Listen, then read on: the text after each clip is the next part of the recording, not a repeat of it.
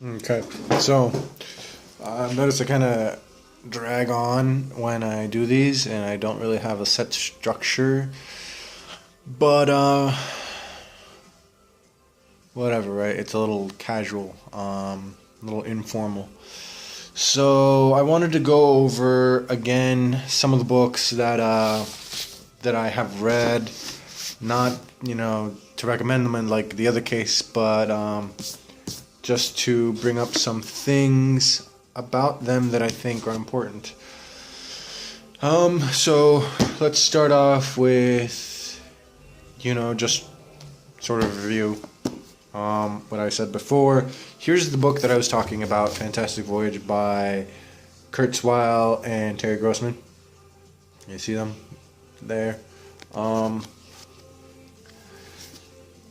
Let's see. Yeah. So, up until the time that I saw this other book, Epigenetics, by Wallach and I think Malan and Schauser. Schauser's on the back there. That was Wallach in the front. So up until the time that I saw that book, this was the most in-depth. I want to, I'm not an engineer, but I think that it's the most engineer-like approach to health as possible. It's basically saying, this is how we understand that these systems work, and these are some of the tools that you can use and methods that you can take to make these systems work in a way that we have shown work optimally. And so, as a conversation topic now, something that I consider important out of those is that it kind of does away with the notion, like you see a lot on Tumblr. At least I see a lot on Tumblr. I've unsubscribed from a lot of blogs, but I still will probably see this ideology, this belief that fat can be healthy. I'll just recommend those two books and, say that I think the science differs on that. Certainly, overweight people can be a lot healthier than, average weight or regular weight people, depending on a lot of factors, but the being overweight detracts generally, on average, from general health. And I got a car alarm going off. Oh, I turned it off. Okay, good. So you can see, I forgot, I shaved the beard off, and I got a haircut while I was at it. Pretty affordable, for both. And now I've got my face back. Longer hair up on the top seems to make me look younger. And it balances out with the beard, so I look the same. I just look like a different person. I feel younger without the beard. All right, so those are the two books relating to health, genetics, and stuff like that. Now something related to that on the singularity. Something I wanted to bring up about the technological singularity or superintelligence is that it's another reason I really want to get away from the cities is this technology is in the hands of the wealthy elite. This technology is being researched and implemented under the infrastructure and this societal hierarchy of an unequal society, and for us to expect that it'll trickle down, which hasn't been the case with material wealth in many other cases, in general at all, really can be said. But yeah, I don't see it being a good thing. I don't see it being as helpful, benevolent as Ray Kurzweil believes it will be.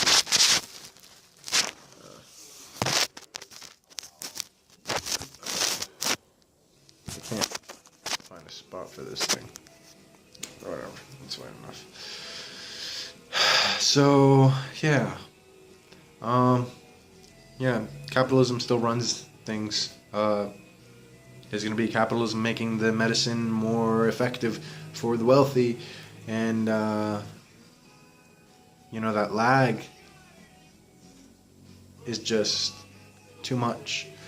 So on to books that I now have that I can recommend that I haven't. So it's actually literally the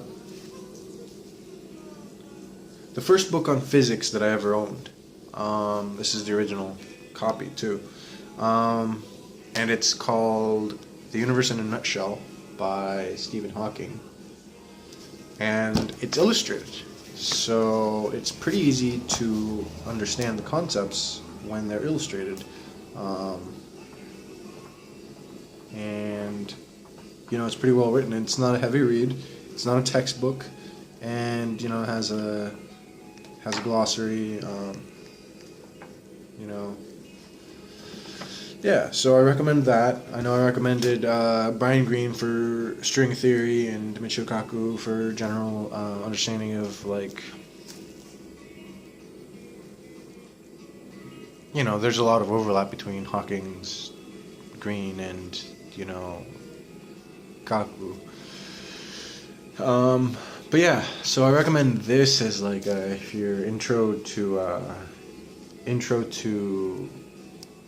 general physics, theoretical physics, and I hadn't recommended it before, but now that I saw it, I did, and I have more books that are back there, but this isn't like a let's make a library thing, and I even have other books that I haven't read, and I'll try to get to review those.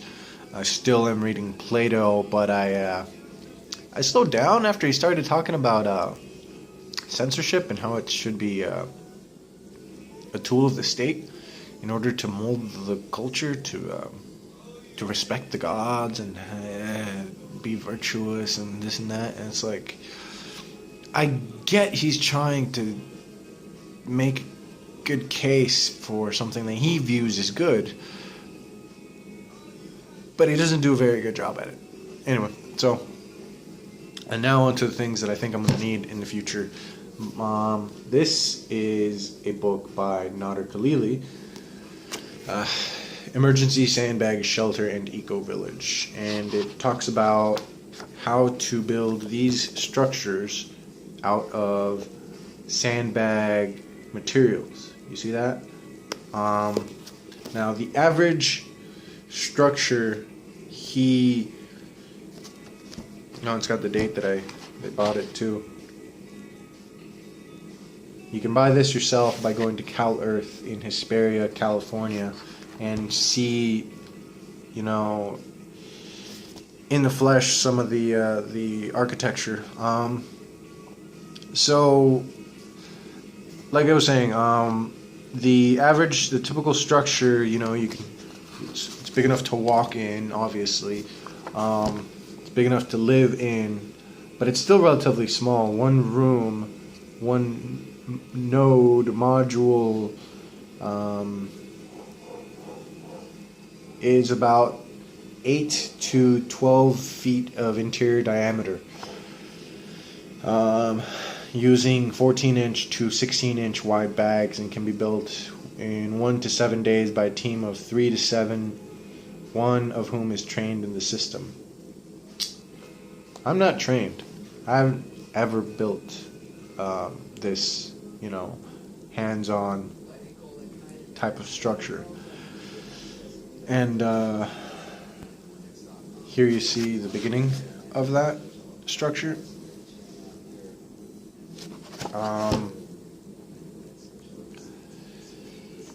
And here you see how it's supposed to gradually go up. You see the compass kind of direct the structure of it.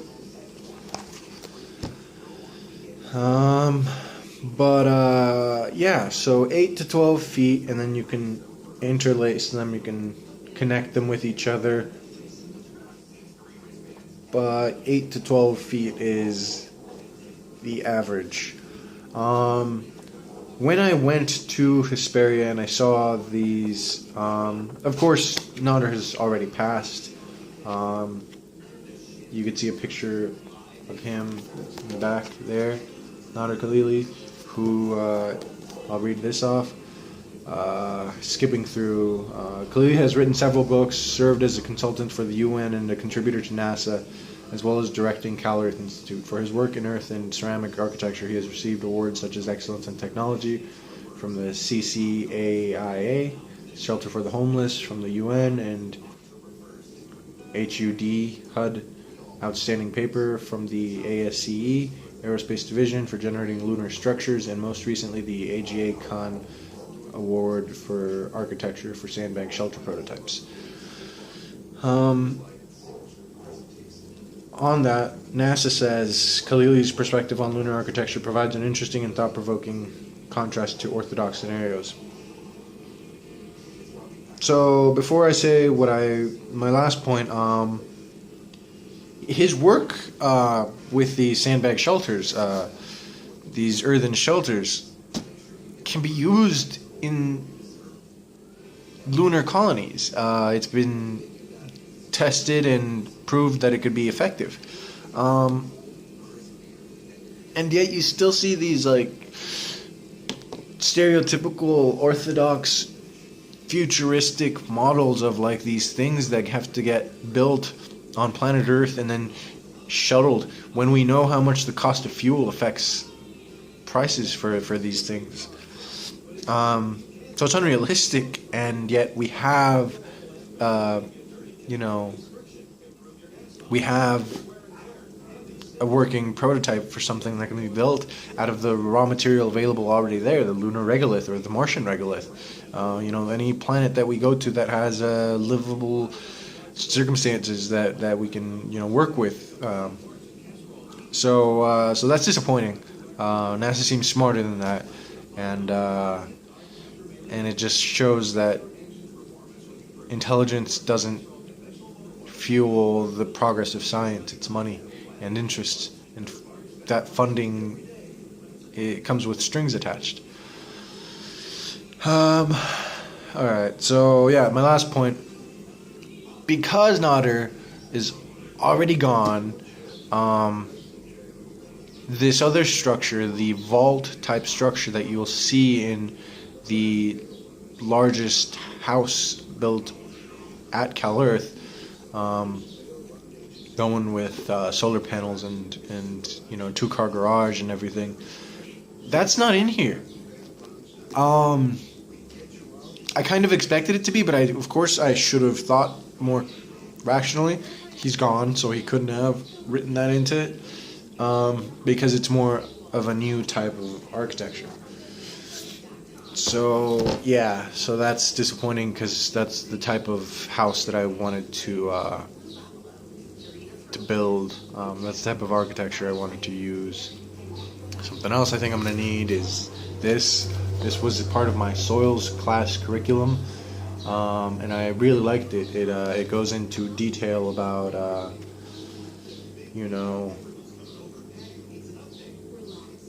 oh wow, 2015. Yeah.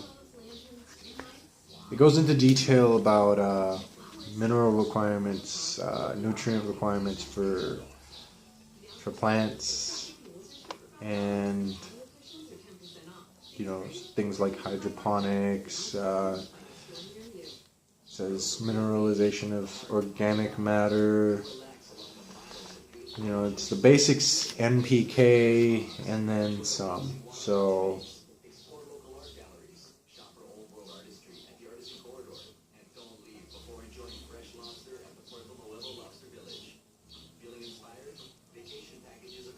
yeah.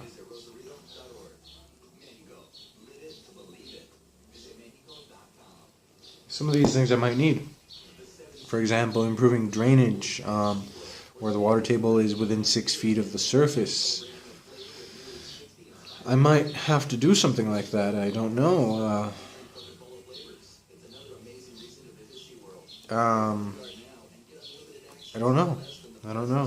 I'll have to reread this material. Like I said, it's, you know,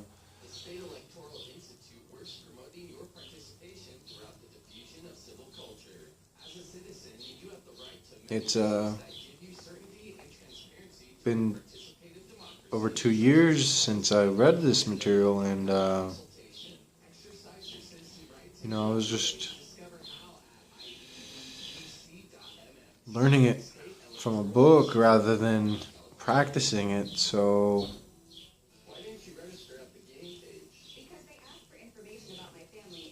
it's gonna be a challenge applying these things. And teaming with microbes, oh, there's just a bug here.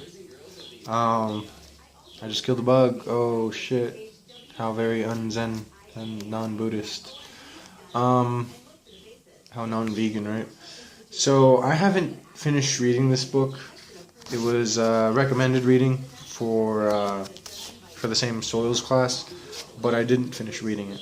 I am at page 148 out of where? About 200 pages, 205 pages, 204 pages. So, you know, I did read some of it, and from what I can take out of it, I understand that you know, the basics. I understand the basics, and you know, I don't remember everything, of course, because it's been 2 years since I read that. So there's a bookmark in there. It's been there for about 2 years. Oh, and the Sandbag shelter even longer. I think the receipt says 2013.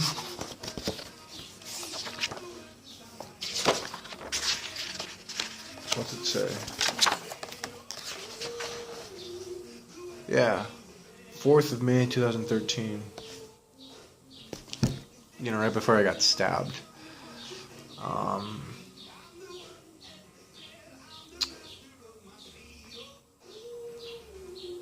Tells you where my mind was at, right?